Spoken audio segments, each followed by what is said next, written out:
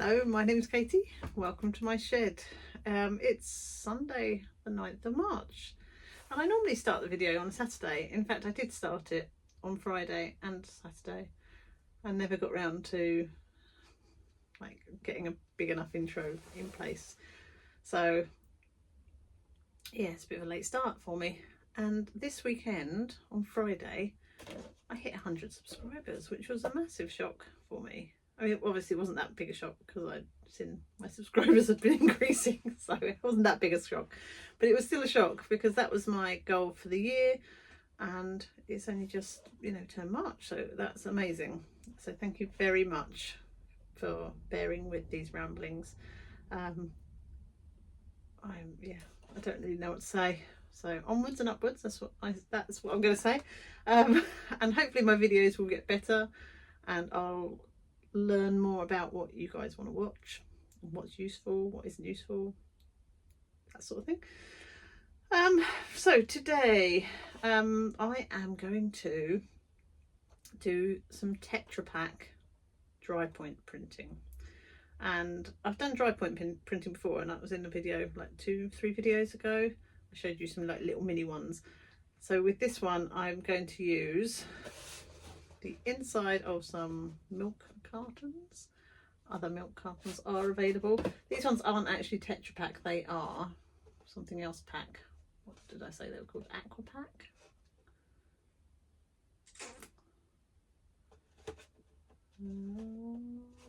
Give me a second, it's here somewhere. Pure Pack. They're Pure Packs. So I wasn't sure if it would work like it would with the Tetrapak, and I've never done the Tetrapak printing, but I see a lot of people doing it and quite like the effects that come with it. So I've cut up this one here, and as you see, the inside is quite shiny, and the idea is you use that like an etching plate and dry point onto it. You probably could scratch. I didn't try scratching. So what I'm going to do is stop this bit because I actually did the printing this morning, but I was in my pajamas and hadn't showered yet, so didn't really want to come on camera much. But you'll notice that you might see the odd bit of pajama arm coming in on the thing. So I'm going to stop here, go to that, and then I'll show you the final image. So I've realised I didn't actually show you me doing the design, so sorry about that.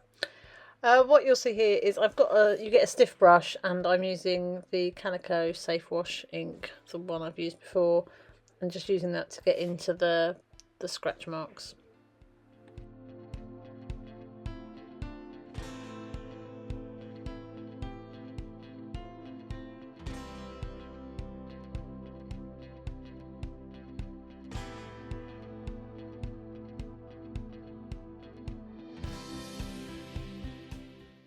So I didn't think you'd want to see me do all of that because it took a little while, but I just finished inking up the plates, and then I grab a bit of gauze and make like circular motions just to push it in further and take off some of the excess ink.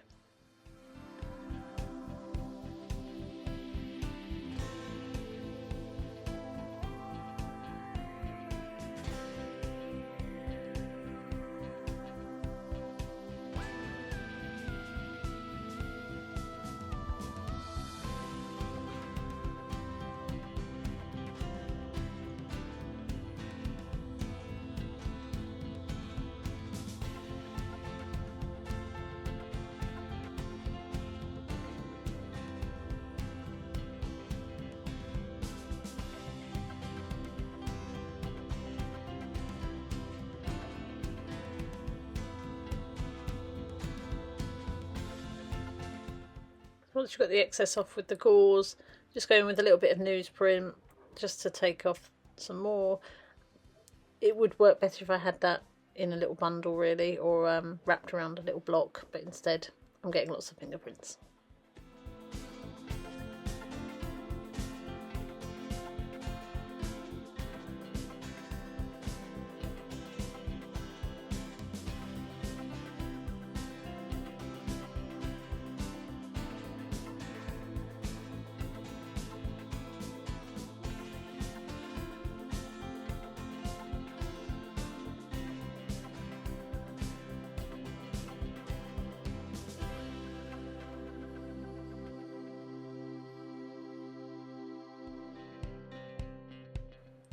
Then I just go in with a cotton bud just to get some more detail in.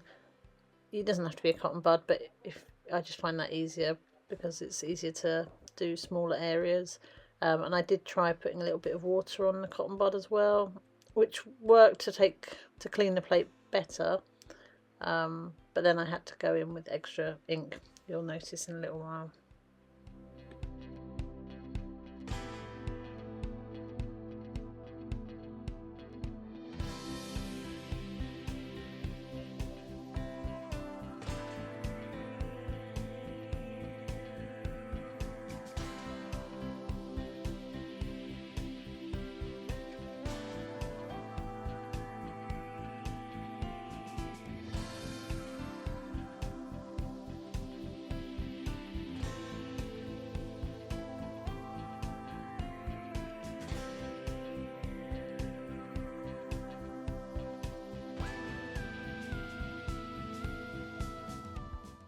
So I'm just trying to do some of the edges a little bit just to clean it up and have a little border around.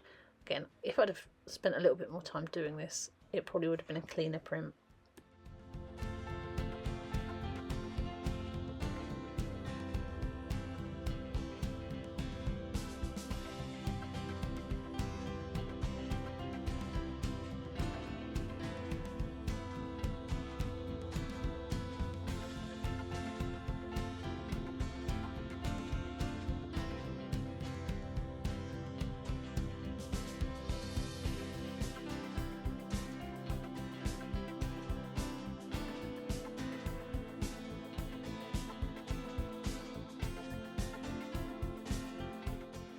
So I'm just using a little bit of felt and some newsprint.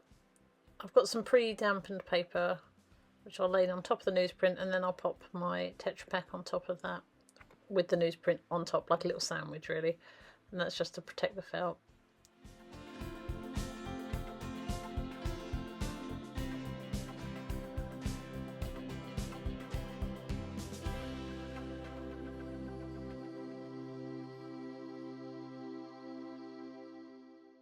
You'll see here the pasta press.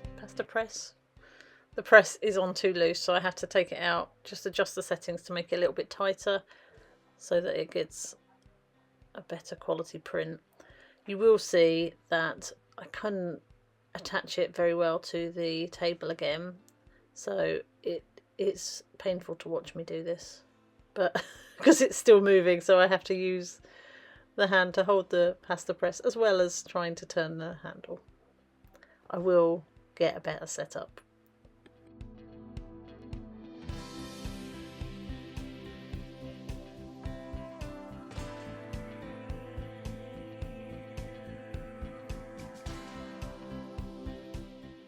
I'm also just trying to pull the felt out so it's coming out rather than hunching up all underneath.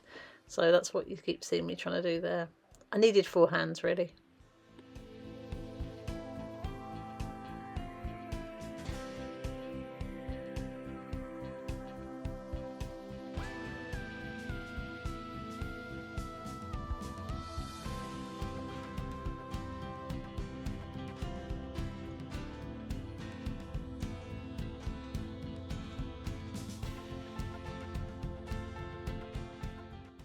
And here's the big reveal. It got a little bit stuck. I think the paper was a bit wet, so it kind of transferred through, but it worked all right for a quick 20-minute exercise, I thought.